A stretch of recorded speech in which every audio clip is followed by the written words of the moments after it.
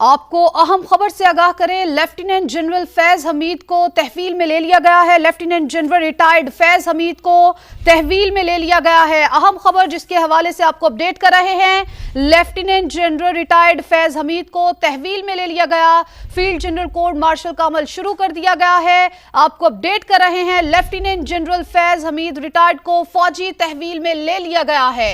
अहम खबर जिसके हवाले से अपने नाज़रीन को अपडेट करते चले, lieutenant general retired Faiz Hamid को तहवील में ले लिया गया। फील्ड जनरल कोर्ट मार्शल का अमल शुरू कर दिया गया है। Lieutenant general Faiz Hamid retired के खिलाफ तादीबी कार्रवाई शुरू कर दी गई है। अहम खबर जिसके हवाले से आपको अपडेट कर रहे हैं, lieutenant general Faiz Hamid retired के खिलाफ तादीबी कार्रवाई शुरू कर दी गई। फील्ड जनरल कोर्ट मार्शल का अमल शुरू कर दिया गया है। Lieutenant general retired Faiz Hamid को फौजी तहवील में ले लिया गया है। इसी पर मजीद बात करेंगे। नुमाइंदा खुसूसी सुमेरा खान ने हमें ज्वाइन किया है। सुमेरा, क्या अपडेट्स हैं? जी, बहुत अहम खबर है। सुप्रीम कोर्ट ऑफ पाकिस्तान के अहकामात की तामील करते हुए एक तफसीली कोर्ट ऑफ इंक्वायरी बनाई गई थी पाक फौज की जानिब से, जिन्होंने lieutenant general Faiz Hamid retired के खिलाफ किए गए टॉप सिटी केस में शिकायत की दुरुस्तगी का पता लगाने के लिए उस इंक्वायरी कमेटी का एजेंडा था। नतीजतन पाकिस्तान आर्मी एक्ट की दफात के तहत lieutenant general retired Faiz Hamid के खिलाफ मुनासिब तादीबी कार्रवाई शुरू कर दी गई है। इसके अलावा ये भी बताया जा रहा है कि रिटायरमेंट के बाद पाकिस्तान आर्मी एक्ट की खिलाफ वर्जी के मुतअद्दिद वाक़यात भी सामने आए हैं। फील्ड जनरल कोर्ट मार्शल का अमल शुरू कर दिया गया है और लेफ्टिनेंट जनरल फैज हमीद को रिटायर्ड को फौजी तहवील में ले लिया गया है। तो सुमेरा हमारे साथ मौजूद थी, हमें अपडेट कर रही थी। Lieutenant general Faiz Hamid retired को फौजी तहवील में ले लिया गया। फील्ड जनरल कोर्ट मार्शल का अमल शुरू कर दिया गया है। ISPR की जानिब से कहा गया, lieutenant general Faiz Hamid retired के खिलाफ तादीबी कार्रवाई शुरू कर दी गई है। तो आपको बताएं कि फील्ड जनरल कोर्ट मार्शल का अमल शुरू कर दिया गया है। ISPR की जानिब से ऐसा कहना था। Lieutenant general Faiz Hamid retired के खिलाफ तादीबी कार्रवाई शुरू कर दी गई है। आपको बता रहे हैं, lieutenant general Faiz Hamid retired को फौजी तहवील में ले लिया गया है। आपको अपडेट कर रहे हैं कि lieutenant general Faiz Hamid retired को फौजी तहवील में ले लिया गया है। इसी पर मजीद बात करते हैं। हमें ज्वाइन किया है सीनियर तजियाकार सैयद मोहम्मद अली साहब ने। बहुत शुक्रिया आपका। मोहम्मद अली साहब, अहम डेवलपमेंट क्या कहेंगे इस पर? जी देखिए, इसके जो तीन अहम तरीन पहलू हैं वो ये हैं कि इससे ये साबित होता है कि पाक फौज और इसकी जो क़यादत है वो डिसिप्लिन और कानून का बहुत हाईएस्ट लेवल पर एहतराम करती है और सीनियर तरीन और अहम तरीन ओहदों पर फाइज जो अफसरान हैं वो भी कानून और डिसिप्लिन के गिरफ्त से बाहर नहीं हैं। और मैं समझता हूं कि ये इस बात का सबूत है कि जो इतनी अहम अपॉइंटमेंट्स पर इतने आला अफसरान जो रहे हैं वो भी कानून की गिरफ्त से नहीं बच सकते। और अब जो ताज़ा तरीन इतलात हैं, मैं ये तवक्को करता हूं कि इस पूरे प्रोसेस को जल्द से जल्द अपने ठीक हमारे साथ मौजूद थे सैयद मोहम्मद अली साहब। मजीद भी इनसे बात करेंगे। अभी हमें ज्वाइन किया है तजियाकार नदीम मलिक साहब ने। नदीम मलिक साहब, आपका बेहद शुक्रिया। नदीम मलिक साहब, lieutenant general Faiz Hamid retired को फौजी तहवील में ले लिया गया है। क्या समझते हैं, कानून की गिरफ्त से अब कोई नहीं बच पाएगा?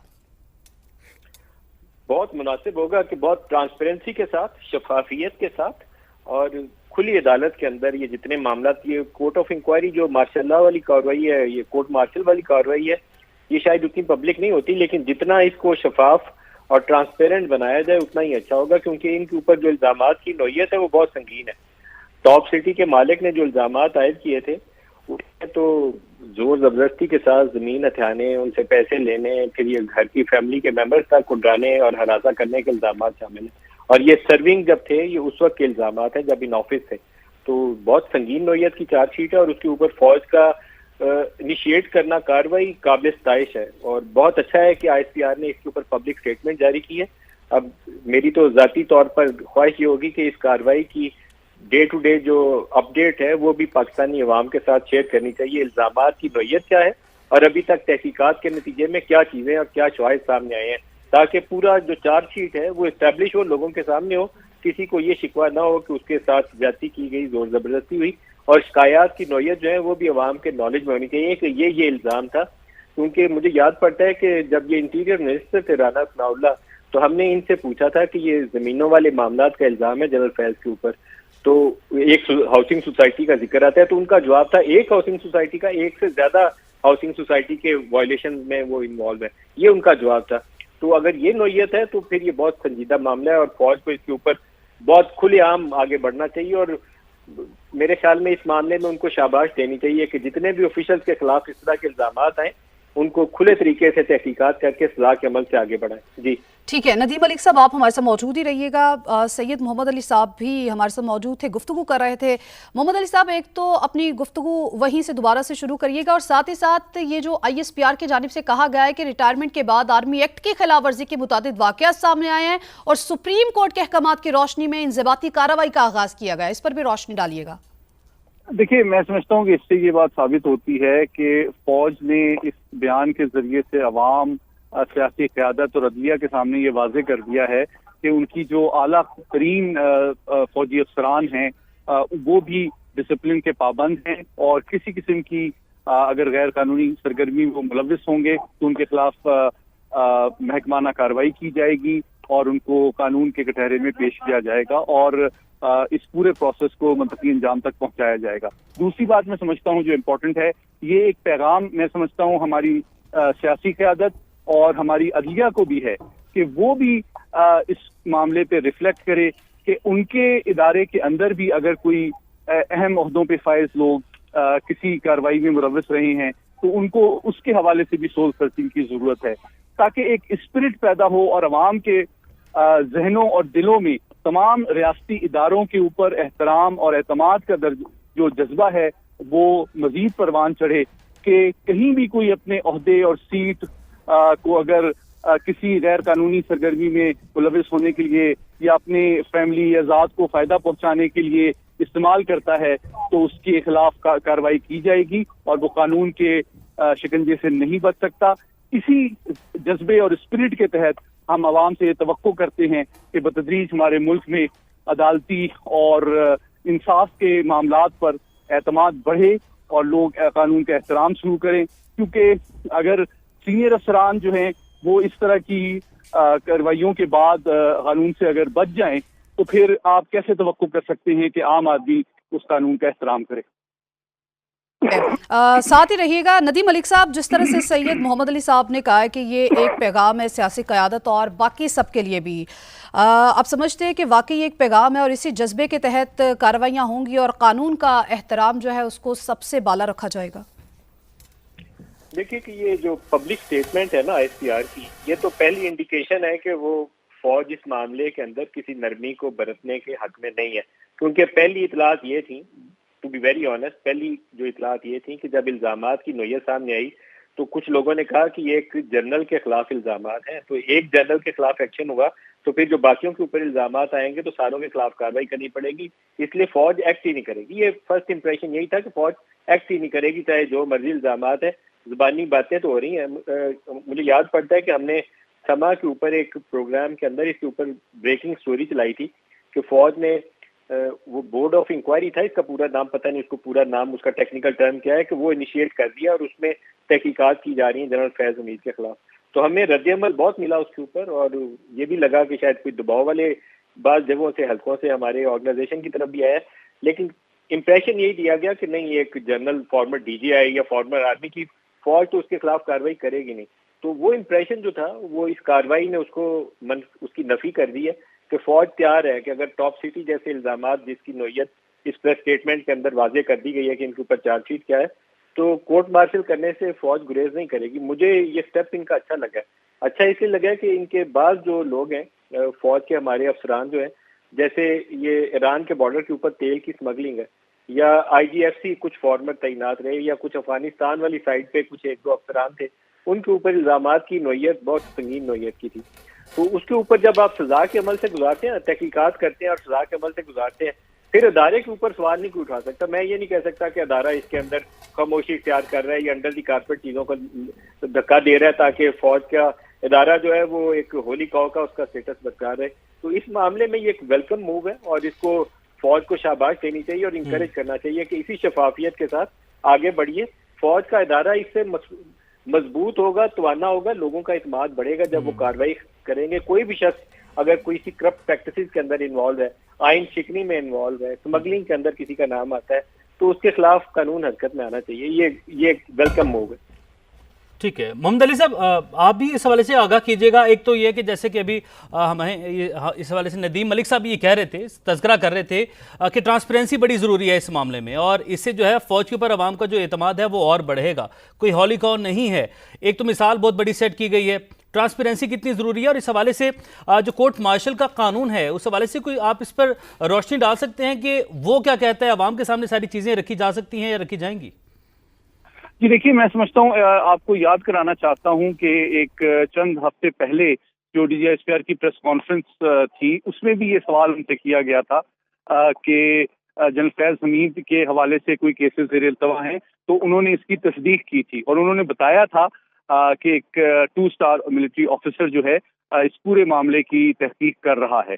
तो आज की जो प्रेस कॉन्फ्रेंस है, मैं समझता हूँ कि ये उसमें एक मेजर डेवलपमेंट है, और इससे ये बात साबित होती है कि वो जो तहकीकात हैं पिछले चंद हफ्तों के बाद, वो तमाम हक़ाइक़ और शवाहिद के बाद एक ऐसी स्टेज पे पहुंच चुके हैं कि अब कुछ शवाहिद ऐसे सामने आ गए हैं कि उनको हिरासत में लेना ज़रूरी हो गया है। तो ये एक बरवक्त जो प्रेस स्टेटमेंट है, ये बड़ी इम्पोर्टेंट है कि फ़ौज की क़यादत ने अवाम को और सियासी क़यादत को एतमाद में लेने का फैसला किया और उनको बताया कि एक लेफ्टिनेंट जनरल और फॉर्मर DGI जो हैं और फॉर्मर कोर कमांडर पेशावर, जो अहम तरीन ओहदों पे जनरल फैज हमीद तैनात रहे हैं, वो अगर इस किस्म के अपने ओहदे और अपने इख्तियारात को उन्होंने किसी ज़ाती मफाद या ख़ानदान को माली फ़ायदा पहुंचाने के लिए इस्तेमाल किया है और उसके शवाहिद सामने आ चुके हैं, तो उसी के नतीजे में आज उनको बाज़ाब्ता तौर पे ऐलान किया गया है कि उनको हिरासत में ले लिया गया है। तो मैं समझता हूँ कि ये इस बात का सबूत है कि फ़ौज ने अपने अफसरान को भी ये पैगाम दिया है कि, और अपने जवानों को भी ये पैगाम दिया है कि वो मुल्क और कौम के लिए कुर्बानियां दे रहे हैं, लेकिन साथ ही साथ वो अवाम का एतमाद और एहतराम भी बरकरार रखना चाहते हैं कि फ़ौज एक डिसिप्लिन इदारा है और वो किसी किस्म की कोताही डिसिप्लिन और कानून के हवाले से आला तरीन अफसरान से बर्दाश्त नहीं करेगा। और इसके नतीजे में मैं समझता हूँ फ़ौज के हवाले से दीगर इदारों में और अवाम के दिलों में एहतराम और एतमाद में इजाफा होगा, और साथ ही साथ ये एक मिसाल भी है बाकी इदारों के लिए, अदलिया के लिए, रियासती इदारों के लिए, सिविल ब्यूरोक्रेसी के लिए, कि वो भी अहम तरीन ओहदों पे जो फाइज लोग रहे हैं उनके हवाले से एक ट्रांसपेरेंसी और अकाउंटेबिलिटी का कल्चर डेवलप करें, ताकि तमाम रियासती इदारों के ऊपर अवाम का एतमाद बेहतर हो सके। बिल्कुल सही कहा सैयद मोहम्मद अली साहब, आपका बहुत शुक्रिया। नदीम मलिक साहब, आप हमारे साथ ही मौजूद रहिएगा। में ज्वाइन किया हाफिज एहसान साहब, माहिर कानून है, तारिक रशीद साहब, सीनियर तज्ज़ियाकार, आप दोनों को खुशामदीद कहते हैं। तारिक साहब, एक तो सुप्रीम कोर्ट के जो अहकामात हैं उसकी जो तामील की गई है, उस हवाले से जो एक इंतहाई बड़ा ये फैसला हुआ है और आर्मी एक्ट की खिलाफ वर्जी की गई जिसके मुर्तकिब करार पाए गए, ये बता दिया गया है कि कोई होली कौन नहीं है, और ट्रांसपेरेंसी के हवाले से भी जो है अब वो जो है वो हमारा जो पैनल है वो डिस्कशन कर रहा है, वो कह रहा है कि ट्रांसपेरेंसी इसमें मजीद होनी चाहिए, लेकिन आवाम का जो एतमाद है वो इससे और बढ़ेगा। जी तारिक साहब, हमें सुन पा रहे हैं? आवाज आ रही है आपको? जी तारिक साहब, हम आपको सुन पा रहे हैं। तारिक साहब, आपको खुशामदीद कहते हैं, बहुत शुक्रिया आपके वक्त के लिए। सर, जो सुप्रीम कोर्ट के अहकामात की तामील की गई है और मुबैना करप्शन का एक तो केस है, उसके बाद आर्मी एक्ट की जो खिलाफ वर्जी की गई है, उस हवाले से एक बहुत बड़ा फैसला हुआ है। इस हवाले से आप क्या रोशनी डालेंगे सर? ये फौज में ये कह रहा था कि एक मुनज़्ज़म इदारा है, उसका एक अपना सिस्टम है अकाउंटेबिलिटी का। अब अगर फौज में कोई ऐसी चीज हो जो अल्लाह ताला छुपा दे और सामने ना आए, वो अलग बात है। बट आप देखें, फौज में अगर कुछ चीज सामने आ जाती है और वो नोटिस कर ली जाती है, तो फिर फौज में उसके खिलाफ एक्शन होता है, और चाहे वो सिपाही हो चाहे वो जर्नैल हो, इसको नहीं देखा जाता। उसकी पूरी छानबीन होती है और एक अपना जो फौज का तरीका है उसके मुताबिक उसके खिलाफ डिसिप्लिन कार्रवाई होती है, उसको सजा दी जाती है। अब ये सिस्टम आप देखें, पिछले कई दहाइयों से फौज में ये चल रहा है, हमेशा से चल रहा था। कई दफा ऐसी बड़ी एग्जाम्पल सामने आती हैं, जाके जैसे 9 मई का हुआ, उसमें कुछ अफसरों के खिलाफ कार्रवाई की गई, उसमें ये नहीं देखा गया कि ये मेजर था या सिपाही था या जनरल था। जिसके खिलाफ सबूत सामने आए, वो प्रूव हुए, उनका उसके खिलाफ डिसिप्लिन कार्रवाई गई और उनको सजाएं दी गई। ये भी उस सिलसिले की कड़ी है और ये सिलसिला चलता रहेगा। अब जैसे ये भी मैं सुन रहा था जब मैंने होल्ड किया हुआ था, तो ये बाकी इदारे जो फौज के अलावा है मुल्क में, ब्यूरोक्रेसी है, स्पेशली हमारा जो अदालती निज़ाम है, उसे ये सीखना होगा कि जो जस्टिस है, इंसाफ जल्द किया जाए। जो भी वहाँ पे चीजें कार्रवाई चीजें सामने होती हैं उसको अपने मुल्क के कानून के मुताबिक जल्द जल्द फैसला करें, और अगर वो उनके खिलाफ कोई चीज प्रूव होती है तो सजाएं दें और उनको एग्जीक्यूट करें। ये भी उस सिलसिले की कड़ी है, कोई नई चीज नहीं है ये। ठीक है।